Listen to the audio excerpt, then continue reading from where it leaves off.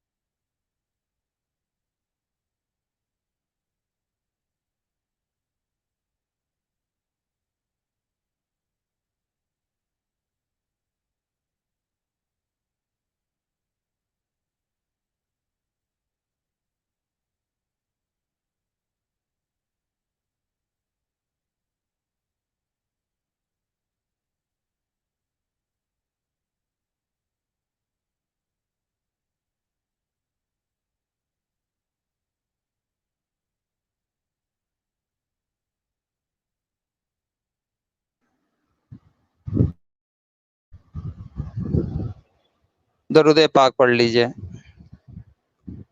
اللہم صلی علی سیدنا و مولانا محمد معدن الجود والکرم وآلہ وصحبہ وبارک وسلم۔ کہا گیا کہ آواز نہیں آ رہی تھی تو ہم پھر سے شروع کرتے ہیں۔ نحمدہ ونصلی ونسلم علی رسولہ الکریم۔ اعوذ باللہ من الشیطان الرجیم، بسم اللہ الرحمن الرحیم۔ بارگاہ رسالت میں درود پاک پڑھ لیں۔ اللہم صلی علی سیدنا و مولانا محمد معدن الجود والکرم وآلہ وصحبہ وبارک وسلم۔ اعوذ باللہ من الشیطان الرجیم، بسم اللہ الرحمن الرحیم۔ امن خلق السماوات والارض وانزل لکم من السماء ماء۔ اللہ تبارک و تعالیٰ نے یہاں پر 20ویں پارے کا آغاز اپنی قدرت اور وحدانیت کے 5 دلائل سے مثال دے کر کے پیش فرمایا ہے، اور اپنی جلالت قدرت کو اللہ تبارک و تعالیٰ نے بیان فرمایا ہے۔ اللہ پاک نے پہلا یہ فرمایا کہ وہ اللہ جس نے آسمان اور زمینوں کو پیدا فرمایا ہے اور آسمان سے بارش برسا کر زمین کو اور باغات کو زینت عطا فرمائی ہے۔ انسانوں کے لیے اس قدر نعمتیں اتارنے والا خلاق کائنات بہتر ہے، یا وہ جنہیں تم اللہ کا شریک ٹھہراتے ہو وہ معبودان باطل بہتر؟ کیا رب ذوالجلال کے ساتھ کوئی دوسرا شریک ہو سکتا ہے؟ کیا اس کے علاوہ بھی کوئی معبود ہو سکتا ہے؟ لیکن پھر بھی یہ لوگ اللہ تبارک و تعالی کے وحدانیت کے عظیم راستے کو چھوڑ کر باطل عقائد اختیار کرتے ہیں اور بتوں کو پوجنے میں لگ جاتے ہیں۔ دوسری یہ کہ اللہ تبارک و تعالیٰ نے کس طرح زمین کو قرار عطا کیا ہے اور ادھر ادھر ہلنے سے اللہ تبارک و تعالیٰ نے روک کر ذی روح کے لیے اس کو قرارگاہ بنایا۔ اللہ تبارک و تعالیٰ نے زمین کے سینے کو چیر کر کے نہریں جاری فرمائیں اور اس کی پشت پر لنگر کی صورت میں اللہ تبارک و تعالیٰ نے بڑے بڑے پہاڑوں کو رکھ دیا اور میٹھے اور کھارے پانی کو خلط ملط ہونے سے بچانے کے لیے ان کے درمیان رکاوٹیں کھڑی کر دی ہیں۔ کیا اس محسن اور قادر مطلق ذات کو بتوں کے مثل ٹھہرانا عقل مندوں کا طریقہ ہے؟ تیسری یہ کہ مجبوری مظلومیت اور حالت بیماری میں جب کوئی پریشان حال پکارتا ہے تو اس کی تکلیفوں کو کون سنتا ہے اور اس کے دکھوں کا مداوع کون کیا کرتا ہے؟ اللہ تبارک و تعالی یا یہ بے جان بت جو تم نے اپنے ہاتھوں سے بنائے ہوئے ہیں؟ چوتھی یہ کہ خشکی اور تری کے اندھیروں میں راستہ دکھانے اور بارش برسانے سے پہلے ٹھنڈی ہوائیں چلانے والا کون ہے؟ رب ذوالجلال یا یہ وہ جو کہ تم نے مورتیاں اپنے ہاتھوں سے بنائی ہیں؟ پانچویں یہ کہ تمہاری تخلیق کے بعد دوبارہ پیدا کرنا، آسمان اور زمین سے تمہیں روزی پہنچانا اور آسمان اور زمین کے چھپے ہوئے بھید جاننے والا کون ہے؟ یہ سارے سوالات اٹھانے کے بعد رب کائنات نے انسان کے عقل سلیم سے ارشاد فرمایا، کیا اللہ تبارک و تعالیٰ معبود برحق ہے اور اس کے سوا یہ کام کون کر سکتا ہے؟ اور اس سوال کو قرآن بار بار دہراتا ہے تاکہ عقل کے اندھے انسانوں کا ضمیر جاگ اٹھے اور وہ حق تعالیٰ کی جلالت قدرت کو تسلیم کریں۔ ان مشرکین کے پاس ان کے شرک کے لیے کوئی دلیل نہیں جس سے یہ اپنی سچائی ثابت کر سکیں۔ یہ بے سوچے سمجھے بہکے چلے جا رہے ہیں۔ دراصل آخرت کے بارے میں ان کا علم ان سے ختم ہو چکا ہے۔ یہ شکوک و شبہات کے اندھیروں میں مبتلا ہو کر کے بینائی کے تقاضوں سے محروم ہو چکے ہیں۔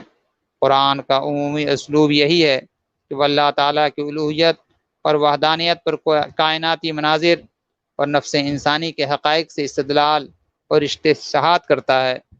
یوں وہ پوری کائنات کو بحث و مناظرہ کا میدان بنا دیتا ہے، یہاں تک کہ مخالف بھی یہ تسلیم کرنے پر مجبور ہو جاتا ہے کہ اللہ تبارک و تعالیٰ کے سوا کوئی بھی نہیں جو یہ سارے حیرت انگیز اور معجزاتی کام انجام دے سکے، لہذا بجا طور پر وہ معبود، وہی مسجود حقیقی ہونے کا سزاوار ہے۔ اسی مقام پر قرآن انسانی ضمیر کو جھنجھوڑ کر یہ کہتا ہے کہ اے انسان ڈر، زمین پر چل پھر کر کے تو دیکھ، باقی قومیں کس انجام سے دوچار ہوئی ہیں، لہٰذا ہوش کے ناخن لے اور اپنے رب کی طرف پلٹ کے آ جا۔ اگلی آیات میں پھر مشرکین کے گھسے پٹے اعتراض کی بازگشت سنائی گئی۔ بوسیدہ ہڈیوں اور پیوندے زمین ہو جانے کے بعد دوبارہ کیسے زندہ کیا جائے گا؟ ایسے مجرموں کا انجام سب کے سامنے ہے۔ اللہ تبارک و تعالیٰ نے سورہ نمل کی آیت نمبر 80 میں ارشاد فرمایا، بے شک آپ مردوں کو نہیں سناتے اور نہ ہی بہروں کو، جب وہ پیٹ پھیر کر جا رہے ہوں تو آپ تو صرف ان لوگوں کو سناتے ہیں جو ہماری آیات پر ایمان لاتے ہیں۔ اللہ تبارک و تعالیٰ نے یہاں پر زندگی کا نام ایمان رکھا ہے، اور جس کے پاس سید عالم صلی اللہ تعالیٰ علیہ وسلم کی محبت ہے، قرآن کی نظر میں وہی زندہ ہے، وہی آنکھ اور کان والا ہے، وہی جو ہے سننے والا ہے۔ حضرات مکرم جس کے پاس یہ دولت نہیں، وہ گونگا بھی ہے، بہرا بھی ہے، اور قرآن نے ایسوں کو ہی مردہ کہا ہے۔ یہ قرآن شان ہے جو ہر ایک انسان اپنے اندر کھنگالنے کی کوشش کرے اور یہ دیکھے کہ ہم قرآن کے فرمان کے مطابق مکمل طور سے زندہ ہیں یا نہیں ہیں۔ اگر زندہ نہیں ہیں، بارگاہ رسالت میں آ جائیں، سید عالم صلی اللہ علیہ وسلم کے دربار سے زندگی عطا کی جاتی ہے۔ آگے ارشاد ہوا، مردوں کا قبر میں سننا حدیث پاک سے ثابت ہے۔ ان آیات کا ایک معنی یہ ہے کہ کچھ لوگ وہ ہوتے ہیں کہ دانا اور بینا ہوتے ہوئے بھی قبول حق کے استعداد سے محروم ہو جاتے ہیں۔ رسول کریم صلی اللہ تعالیٰ علیہ وسلم ایسے ہی لوگوں کو دعوت حق دیتے رہتے ہیں۔ حضرات مکرم، اللہ تبارک و تعالیٰ نے اس کے بعد یہ بتایا کہ قرب قیامت ہم زمین سے ایک چوپایا یعنی کہ دابۃ الارض کو نکالیں گے جو انسانوں سے باتیں کرے گا، کیونکہ جو لوگ ہماری آیات پر یقین نہیں رکھتے تھے۔ حضرات مکرم، متعدد مفسرین اور محدثین نے اس آیت کی تفسیر میں حضرت عبداللہ ابن عمر رضی اللہ تعالی عنہ کا قول نقل کیا ہے، جب قیامت کا دن قریب ہوگا اور زمین میں بھلائی کا حکم دینے والا اور برائی سے روکنے والا کوئی نہیں رہے گا، اللہ تعالیٰ زمین سے ایک جانور نکالے گا جو لوگوں سے کہے گا کہ تم قیامت سے خبردار کرنے والی آیات پر ایمان نہیں لاتے تھے، لو دیکھو اللہ تبارک و تعالیٰ نے قرب قیامت کی نشانی میری شکل میں ظاہر فرما دیا ہے، مجھے اللہ نے بولنے کی طاقت عطا فرمائی ہے جو قیامت کے لانے پر یقیناً قادر ہے۔ اللہ تبارک و تعالی دابۃ الارض کے ذریعے قیامت کی نشانی کو ظاہر فرمائے گا، اور یہ وہ اللہ کی جانب سے بندوں کی جانب بھیجا ہوا دابۃ الارض ہوگا جو کافر اور مسلمانوں کے درمیان تمیز پیدا کرے گا، مسلمانوں کی پیشانی پر بھی نشان اور کافروں کی بھی پیشانی پر یہ نشان لگائے گا، پھر اس کے بعد جو جیسا ہوگا اسی پر قائم رہے گا، پھر سور پھونکے جانے، پہاڑوں کا بادلوں کی طرح اڑنے اور لوگوں کا ٹولیوں کی شکل میں احتساب کے لیے پیش ہونے اور نیکی سر انجام دینے والوں کا گھبراہٹ سے محفوظ رہنے اور برائی کے مرتکبین کا قیامت کے دن اوندے منہ جہنم میں ڈالے جانے کا بیان ہے۔ انسان بنیادی طور پر بڑا کوتاہ بین ہے، وہ صرف اس بات پر یقین رکھتا ہے جو اس کو نظر آتی ہے اور مستقبل کے ان حقائق کو نظر انداز کر دیتا ہے جن کو وہ اپنی آنکھوں سے نہیں دیکھ پاتا۔ بعض لوگوں کو موت کا یقین بھی اس لیے نہیں ہوتا، حالانکہ موت تو ہر ذی روح کو آنی ہی آنی ہے۔ اس صورت میں اللہ تبارک و تعالیٰ نے قیامت کی ہولناکیوں کا ذکر کرتے ہوئے کہا، ارشاد فرمایا کہ جس دن سور پھونکا جائے گا ہر شخص صدمے اور غم کا شکار ہو جائے گا سوائے اس شخص کے جسے خود اللہ تبارک و تعالیٰ نے اس غم سے محفوظ فرمایا ہے، اور ارشاد فرمایا کہ جن پہاڑوں کو تم زمین پر جمع ہوا دیکھتے ہو یہ اس دن اس طرح چلنا شروع ہو جائیں گے جس طرح بدلیاں چلا کرتی ہیں، آسمان پر جس طرح گھٹائیں ادھر سے ادھر جایا کرتی ہیں پہاڑ بھی اسی طرح چلیں گے۔ اخیر میں ارشاد ہوا، ہدایت یافتہ انسان اپنا فائدہ کرتے ہیں جبکہ گمراہ اپنا ہی نقصان کرتا ہے۔ اللہ تبارک و تعالی اپنے قدرت کے دلائل کا مشاہدہ کراتا رہے گا جنہیں تم اچھی طرح پہچان لوگے، تمہارے اعمال سے تمہارا رب غافل نہیں ہے۔ جس طرح اس صورت کی ابتدا عظمت قرآن کے بیان سے ہوئی تھی، یوں ہی اس کے اختتام پر بتایا جا رہا ہے کہ انسان کی سعادت اور فیروز مندی اسی میں ہے کہ اس کتاب مقدس کی تعلیمات کو مضبوطی سے تھام لے۔ حضرات مکرم، یہیں سے سورہ نمل کی تکمیل ہوتی ہے، اب یہاں سے سورہ قصص کی ابتدا ہوتی ہے۔ سورہ قصص میں حضرت اللہ تبارک و تعالیٰ نے حضرت موسیٰ علیہ الصلاۃ والتسلیم اور فرعون کا بڑا ہی دلچسپ قصہ بیان فرمایا ہے۔ اسی مناسبت سے اس سورت کو سورہ قصص کہا جاتا ہے۔ حضرات مکرم، یہ سورت مکی ہے اور اس میں اللہ تبارک و تعالیٰ نے 88 آیتیں اور 9 رکوع کو نازل فرمایا ہے۔ حضرات مکرم، ہم قصے اور کہانیاں بہت سنتے بھی ہیں اور بچوں کو اپنے سناتے بھی ہیں، کیا یہ بہتر نہ ہو کہ ہم کو جب اللہ تبارک و تعالیٰ نے قرآن میں تمام چیزیں عطا فرمائی ہیں اسی طرح ہمیں قصہ اگر سننے کا شوق ہے تو قرآنی قصہ بھی جو ہے اللہ پاک نے بیان کر دیا ہے، کیوں ہم قرآنی قصے کی جانب توجہ نہیں دیتے ہیں اور دنیاوی اور من گھڑت قصے خود بھی سنتے ہیں اور اپنے بچوں کو بھی سناتے ہیں۔ حضرات مکرم، اس جانب بھی توجہ ہماری ہونی چاہیے۔ حضرت موسیٰ علیہ الصلاۃ والتسلیم کا اس میں اللہ نے بڑا ہی دلچسپ قصہ بیان فرمایا ہے، اس لیے کہ بہت سی صورتوں میں ویسے بھی آپ نے حضرت موسیٰ علیہ الصلاۃ والتسلیم کی بہت سی باتیں سماعت کی ہیں، لیکن یہ پوری سورہ مختلف پہلوؤں سے حضرت موسیٰ علیہ الصلاۃ والتسلیم اور فرعون کے درمیان معرکہ حق و باطل کی تصویر کو اجاگر کر رہی ہے۔ اس لیے اس سورہ پاک کا نام قصص رکھ دیا گیا ہے۔ اس کا مرکزی مضمون اس بات رسالت ہے۔ یہ صورت بتاتی ہے کہ فرعون مصر میں بڑا بن بیٹھا تھا، تکبر اور جور و جفا میں حد سے آگے بڑھ گیا تھا۔ اس نے آج کے سامراج اور استعمار کی طرح مصر والوں کو مختلف گروہوں اور طبقات میں تقسیم کر رکھا تھا تاکہ اس کے اقتدار کو عوام کی منظم اجتماعی طاقت سے کوئی خطرہ لاحق نہ ہو۔ بنی اسرائیل جو مصر کی بہت بڑی اقلیت بن چکے تھے، اس کے ظلم و ستم کا خصوصی ہدف تھے۔ پھر اللہ تبارک و تعالیٰ نے کمزوروں کو اٹھانے اور زیر دستوں کو بالادست کرنے کا ارادہ فرمایا۔ انہی حالات میں حضرت موسیٰ علیہ الصلوۃ والتسلیم کی ولادت ہوتی ہے۔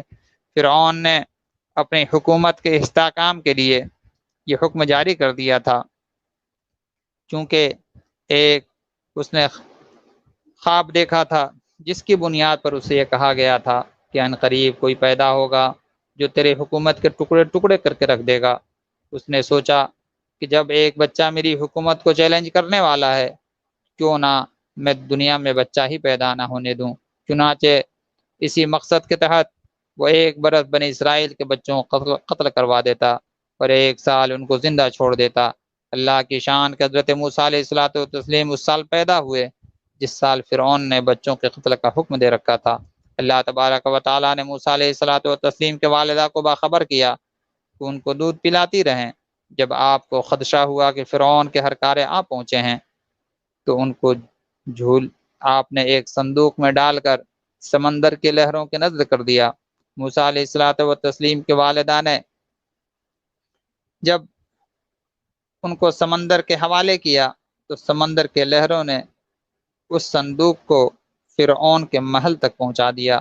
حضرات مکرم فرعون کی اہلیہ حضرت آسیہ رضی اللہ تعالی عنہ جو کہ ایمان لے آئی تھیں، آپ نے جب ایک عظیم بچے کو اپنے جانب آتے دیکھا تو فرعون سے آپ نے فرمایا کہ اسے قتل نہ کرنا، یہ شاید میری اور تیری آنکھوں کی ٹھنڈک بن جائیں، کیوں نہ ہم انہیں اپنا بیٹا بنا لیں۔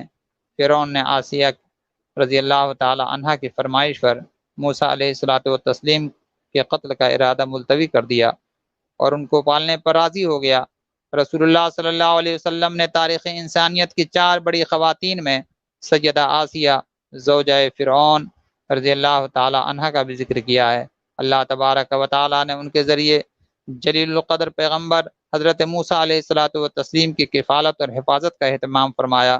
ادھر حضرت موسیٰ علیہ الصلوۃ والتسلیم کی بہن بھی تعاقب کرتے کرتے فرعون کے محل تک پہنچ گئیں۔ فرعون نے اعلان کر دیا کہ مجھے اس بچے کے لیے ایک دائی کی ضرورت ہے۔ بہت سے دائیوں نے موسیٰ علیہ الصلوۃ والتسلیم کو دودھ پلانے کی کوشش کی مگر مرضی مولا کچھ اور تھی۔ حضرت موسیٰ علیہ الصلوۃ والتسلیم کسی کا بھی دودھ نوش نہ فرماتے تھے، یہاں تک کہ موسیٰ علیہ الصلوۃ والتسلیم کی بہن آگے بڑھتی ہیں اور کہنے لگتی ہیں کہ اے فرعون، میں ایک ایسے خانوادے کو جانتی ہوں جو اس بچی کی اگر کفالت کرے تو اس مبارک و مسعود خاندان کا یہ بچہ ضرور دودھ پی لے گا۔ فرعون نے کہا کہ اس خاندان کو بھی آزما لینا چاہیے۔ چنانچہ موسیٰ علیہ الصلوۃ والتسلیم کی والدہ کریمہ فرعون کے محل میں تشریف لاتی ہیں۔ حضرت موسیٰ علیہ الصلوۃ والتسلیم کو آپ نے اپنی گود میں لیا تو حضرت موسیٰ علیہ الصلوۃ والتسلیم نے فوراً دودھ پینا شروع کر دیا۔ اللہ تبارک و تعالیٰ کی عجیب قدرت کا یہاں پر آپ شان ملاحظہ کیجئے کہ دیکھیں اللہ تبارک و تعالیٰ موسیٰ علیہ الصلوۃ والتسلیم کے دشمن سے ہی یہ ایسا کام کرواتا ہے کہ آپ کی والدہ آپ کو دودھ بھی پلاتی ہیں اور پھر جو ہے فرعون اجرت بھی اس کے تعلق سے دیتا ہے۔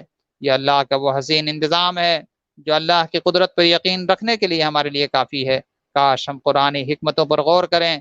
اللہ تبارک و تعالیٰ نے حضرت موسیٰ علیہ الصلوۃ والتسلیم کی پرورش فرعون کے محل میں فرماتا ہے۔ جب جوان ہوئے تو اللہ تبارک و تعالیٰ نے ان کو حلم و حکمت سے بہرور فرمایا۔ ایک دن حضرت موسیٰ علیہ السلام شہر میں داخل ہوتے ہیں، کیا دیکھتے ہیں کہ فرعون کے قبیلے کا ایک آدمی بنی اسرائیل کے ایک آدمی کے ساتھ لڑ رہا ہے۔ بنی اسرائیل کے آدمی نے جب موسیٰ علیہ الصلوۃ والتسلیم کو دیکھا تو اپنے ساتھ ہونے والے ظلم کی دہائی دی۔ موسیٰ علیہ الصلوۃ والتسلیم نے بنی اسرائیل کے آدمی کی حمایت میں فرعونی کو زوردار مکہ مارا۔ ایک مکہ رسید آپ نے کیا کیا کہ ضرب کلیم کتاب نہ لا کر وہ وہیں پر ڈھیر ہو گیا اور پھر وہ جو ہے مر جاتا ہے، حالانکہ حضرت موسیٰ علیہ الصلوۃ والتسلیم قتل کا ارادہ نہ فرمائے تھے۔ مگر جب آپ نے یہ منظر دیکھا تو بارگاہ مولا میں توبہ اور استغفار فرماتے ہیں، جسے اللہ تبارک و تعالیٰ نے قبول فرمایا۔ اسی اثنا میں موسیٰ علیہ الصلوۃ والتسلیم کو اس بات کی اطلاع ملی کہ فرعون کے ہر کارے ان کی تلاش کرتے کرتے پھر رہے ہیں۔ آپ نے اللہ تبارک و تعالیٰ سے رہنمائی طلب فرمائی۔ اللہ تبارک و تعالیٰ نے انہیں مدین کے گھاٹ پر پہنچا دیا۔ موسیٰ علیہ الصلوۃ والتسلیم مدین کے گھاٹ پر جب پہنچے تو دیکھا کہ بستی کے لوگ مویشیوں کو پانی پلانے کے لیے قطار در قطار کھڑے ہیں، اور وہاں پر 2 شریف بچیاں بھی ہیں جو اپنے جانور کے لیے کھڑی تھیں، لیکن بھیڑ کی وجہ سے پانی لینے سے قاصر تھیں۔ آپ نے ان سے پوچھا کیا بات ہے؟ انہوں نے کہا کہ ہم اپنے جانور کو پانی پلانا چاہتے ہیں، ہمارے والد بہت بوڑھے ہیں اور ہمارے اندر یہ طاقت نہیں کہ ہم اپنے مویشیوں کو پانی پلا سکیں۔ آپ آگے بڑھتے ہیں اور آپ آگے بڑھ کر کے ان جانوروں کے لیے پانی کا انتظام کرتے ہیں۔ آپ نے کنویں سے پانی نکالا اور ایک طرف ہٹ کر کے سائے میں بیٹھ گئے۔ بھوک اور پیاس کی شدت کے عالم میں رب ذوالجلال کی بارگاہ میں دعا کی، اے میرے پروردگار، تو میری جھولی میں خیر کو ڈال دے۔ دعا مانگنے کی دیر تھی، یکایک 2 لڑکیوں میں سے ایک انتہائی ادب اور احترام کے ساتھ چلتی ہوئی آپ کے پاس آئیں اور کہنے لگیں کہ میرے بابا جان آپ کو بلا رہے ہیں تاکہ آپ نے جو ہمارا کام کیا ہے اس کا آپ کو صلہ دیں۔ حضرت موسیٰ علیہ الصلوۃ والتسلیم مدین کے بزرگ ترین شخصیت حضرت شعیب علیہ الصلوۃ والتسلیم کے بارگاہ عالیہ میں حاضر تھے۔ آپ نے ان کو اپنے حالات سے آگاہ کیا۔ حضرت شعیب علیہ الصلوۃ والتسلیم نے فرمایا کہ آپ میرے پاس رہیں۔ حضرت موسیٰ علیہ الصلوۃ والتسلیم حضرت شعیب علیہ الصلوۃ والتسلیم کے ساتھ 10 سال کم و بیش رہے تھے۔ اس درمیان حضرت شعیب علیہ الصلوۃ والتسلیم نے آپ کو بہت کچھ عطا فرمایا، اور یہاں تک کہ آپ اپنی عظیم بیٹی سے آپ کا نکاح فرما دیتے ہیں، اور اس درمیان مختلف آپ امور انجام دیتے رہتے ہیں، یہاں تک کہ وہ وقت آتا ہے کہ جب آپ کو پھر مصر کی جانب جانے کا حکم ہوتا ہے۔ آپ رخصت جب ہوئے تھے تو حضرت شعیب علیہ الصلوۃ والتسلیم نے بہت سے تبرکات آپ کو عطا کیے تھے۔ وہ عصا جو حضرت موسیٰ علیہ الصلوۃ والتسلیم کی جانب بڑا ہی مشہور ہے، وہ عصا حضرت شعیب علیہ الصلوۃ والتسلیم نے ہی ان کو دیا تھا۔ راستے میں کئی مقام سے آپ گزرتے ہوئے جب آپ اس عظیم وادی سے گزرے تو آپ کو سردی کا احساس ہوتا ہے۔ آپ جب آگے بڑھتے ہیں تو یہ سوچتے ہیں کہ کہیں سے کوئی آگ کا انتظام کیا جائے، کیونکہ سردی زیادہ تھی۔ آپ ایک جانب روشنی دیکھتے ہیں، آپ اپنی اہلیہ سے فرماتے ہیں کہ تم ٹھہرو، میں آگ لے کر کے آتا ہوں تاکہ اس سے حرارت پیدا ہو جائے۔ جب آپ اس پہاڑی کی جانب بڑھے، خالق کائنات کی جانب سے آپ کو آواز دی جاتی ہے، اے موسیٰ، میں تمہارا اللہ عز و جل ہوں۔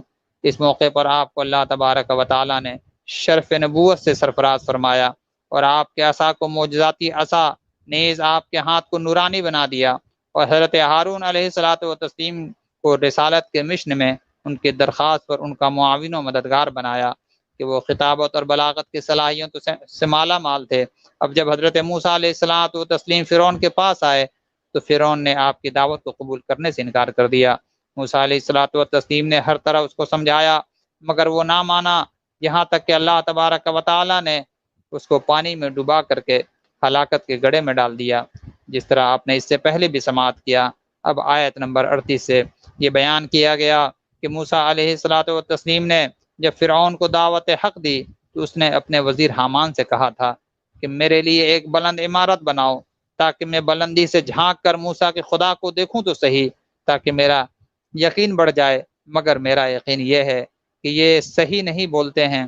معاذ اللہ رب العالمین، جھوٹ کی نسبت حضرت موسیٰ علیہ الصلوۃ والتسلیم کی جانب فرعون نے کیا۔ ہر نبی ہر قسم کے عیوب سے پاک ہوتا ہے، اس بات کو یاد رکھیں۔ حضور سیدی اعلیٰ حضرت عظیم البرکت نے جو انبیاء اعظام کے تعلق سے ہمیں قرآنی عقیدہ دیا ہے وہ یہ ہے کہ انبیاء کرام ہر گناہ سے معصوم ہوتے ہیں، نبوت سے پہلے بھی وہ گناہ سے معصوم ہیں، اور نبوت ملنے کے بعد بھی وہ گناہوں سے معصوم ہے۔ ان سے کوئی گناہ نہیں ہوتا ہے اور نہ ہی کوئی عیب ان کی ذات سے وابستہ ہو سکتا ہے۔ تو فلا جھوٹ کی نسبت انبیاء اعظام کی جانب کرنا یہ کیسے صحیح ہو سکتا ہے؟ حضرات مکرم، اس کے بعد یہ جو واقعات رونما ہوئے کہ وہ حضرت موسیٰ علیہ الصلاۃ والتسلیم نے فرعون سے کیا کیا کا ارشاد فرمایا تھا، وہ تمام باتیں پیچھے گزر چکی ہیں۔ چونکہ نبی کریم صلی اللہ تعالیٰ علیہ وسلم کے مخالفین بنسبت حضرت موسیٰ علیہ الصلاۃ والتسلیم کے مخالفین کے زیادہ قوی، سازشی اور مقتدر تھے، اس کے باوجود اللہ تبارک و تعالیٰ نے حضرت موسیٰ علیہ الصلاۃ والتسلیم کو غالب فرمایا۔ تو اس میں نبی علیہ السلام کو تسلی دی گئی، حالات خواہ کتنے ہی کٹھن کیوں نہ ہوں، بالآخر غلبہ آپ کے لیے ہے۔ اس لیے موسیٰ علیہ السلام کا واقعہ قرآن مجید میں بار بار آیا ہے، لیکن ہر مقام پر دوسرے مقام سے الگ انداز اور زاویے سے عبرت اور سبق آموزی کو واضح کیا گیا ہے۔ عموم ماضیہ کے واقعات کا ایک نبی امی علیہ السلام کی زبان سے تذکرہ یہ اس کے نبی برحق ہونے کی واضح دلیل ہے۔ حضرات مکرم، پھر اہل حق اور اہل باطل کی ذہنیت اور ان کے عملی استعداد کو بیان کر کے واضح کیا گیا۔ قوموں کی ہلاکت و بربادی ان کے آسمانی نظام سے بغاوت اور سرکشی کا جو نتیجہ ہوا کرتی ہے، اور ہدایت کا اختیار صرف اللہ تبارک و تعالیٰ کے دست قدرت میں ہوتا ہے۔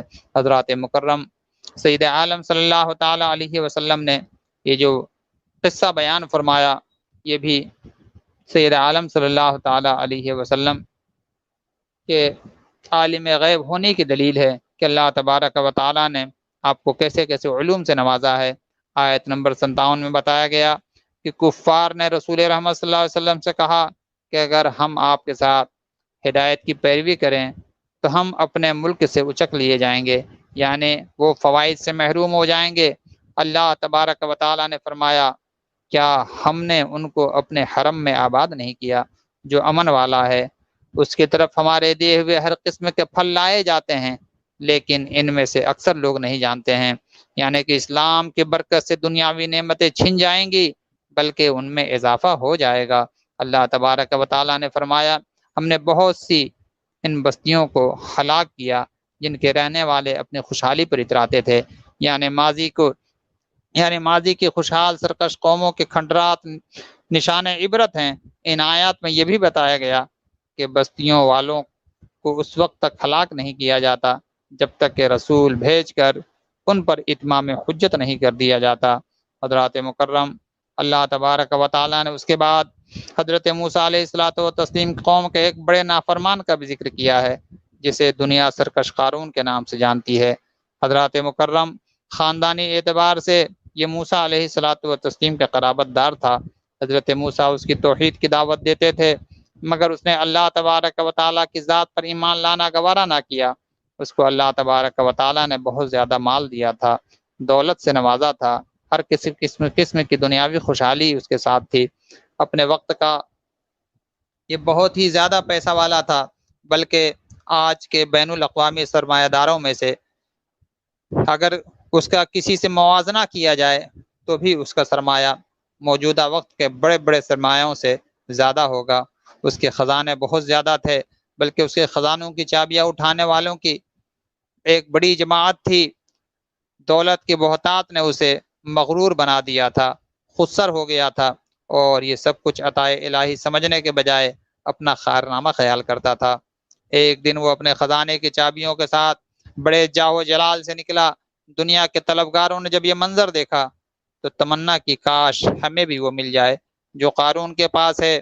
وہ لوگ جو صاحب علم تھے انہوں نے کہا، اللہ تبارک و تعالیٰ کی رضا اور اس سے ملنے والے اجر اس خزانے سے کہیں بڑھ کر ہے۔ مگر دنیا داروں کی آنکھوں پر غفلت کی پٹی بندھی ہوئی تھی۔ انہوں نے قارون کے اس خزانے کی طلب کی۔ حضرات مکرم، اللہ تبارک و تعالیٰ نے آنن فانن قارون کو اس کے تکبر کی وجہ سے خزانہ سمیت زمین میں دھنسا دیا۔ اب وہ لوگ جو کل تک قارون کے سرمایے کو پانے کی تمنا کرتے تھے کہنے لگے، ہم سے بھول ہو گئی۔ اللہ تبارک و تعالیٰ اپنے بندوں میں سے جس کے لیے چاہتا ہے رزق کو کشادہ کر دیتا ہے اور جس کے لیے چاہتا ہے تنگ فرما دیتا ہے۔ کوئی یہ نہ سمجھے کہ دولت و طاقت ہر صورت میں اللہ تبارک و تعالیٰ کے ہاں مقبولیت کی دلیل ہے۔ پھر کہا کہ اس جیسی دولت کا نہ ہونا ہی ہمارے حق میں بہتر ہے۔ اگر آج اللہ تبارک و تعالی ہم پر احسان و کرم نہ فرماتا تو شاید ہم بھی دھنسا دیے جاتے۔ واقعے کے اختتام پر ایک بڑی نصیحت ہے، مگر اس سے پہلے میں آپ سے یہ کہنا چاہوں گا کہ آج جن کو اللہ تبارک و تعالی نے دولت عطا کی ہے، آج ہم دولت کی نمائش میں اس قدر آگے بڑھ گئے ہیں کہ ہمیں صرف یہ خیال آتا ہے کہ ہم بڑے دولت مند ہیں، ہم بڑے شان اور